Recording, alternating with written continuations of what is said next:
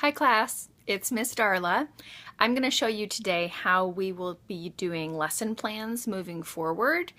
At this point we've done a partial lesson plan. We will continue with that for week 3, but I want to get you ready for week 4 until the end of the semester, which is to use the Missouri Early Learning Goals. And so I'm going to walk you through that so you know how to use them. So let me show you what that looks like. Okay, first of all, you have the lesson plan, and yours that you've printed has some boxes that are shaded in. That's totally fine for using for week 3. Week 4, you will use this entire lesson plan from top to bottom. Also in the resource area is the Missouri Early Learning Goals, and I would like you to print this document out. It is, I don't know, what is it, 20 pages. I do it front and back. That helps.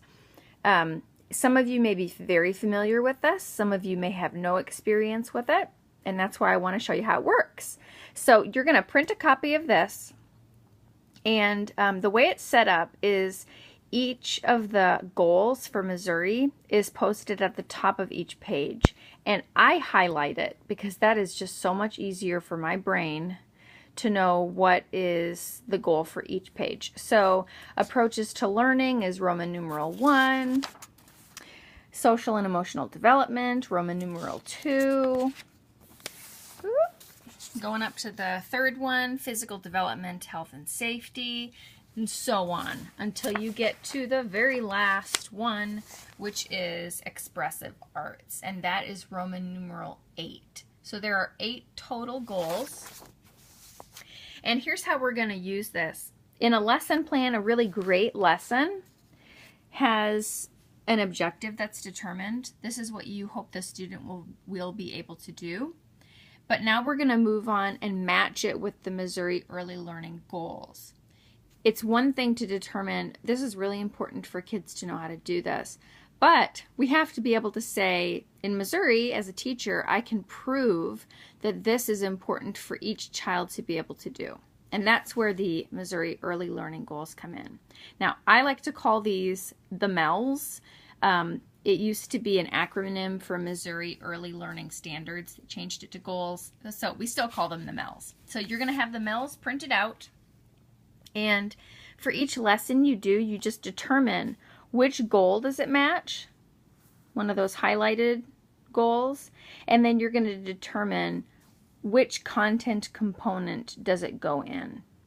And each different goal has a different content component. There are also developmental goals and indicators. And you're in practicum too, so for right now, we don't need to write this on the lesson plan or this on the lesson plan. Just the goal and the content component.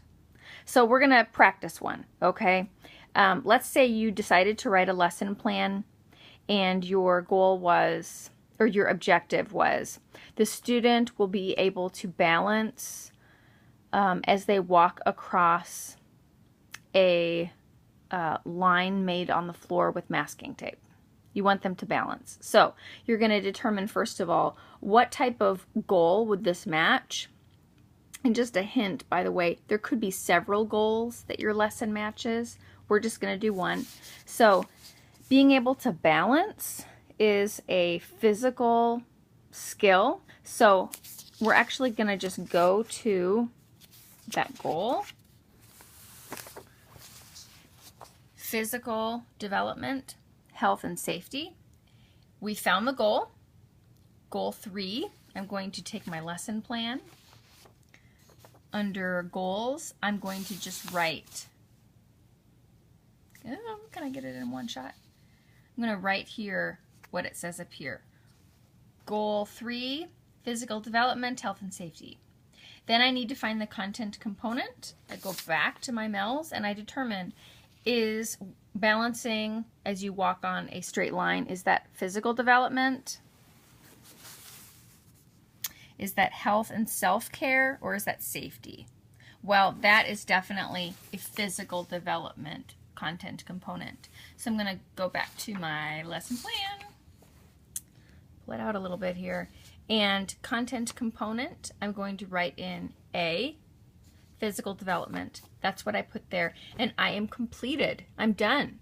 Now, if I wanted to go a step further, which might actually be really helpful to some of you, you could continue by writing in, now that I know it's physical development, I could decide, are they using their gross motor skills with purpose and collaboration?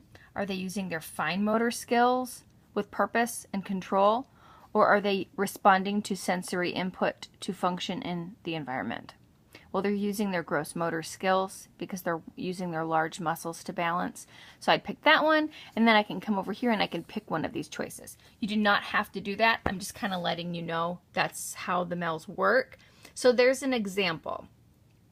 I'm going to give you a chance to do this.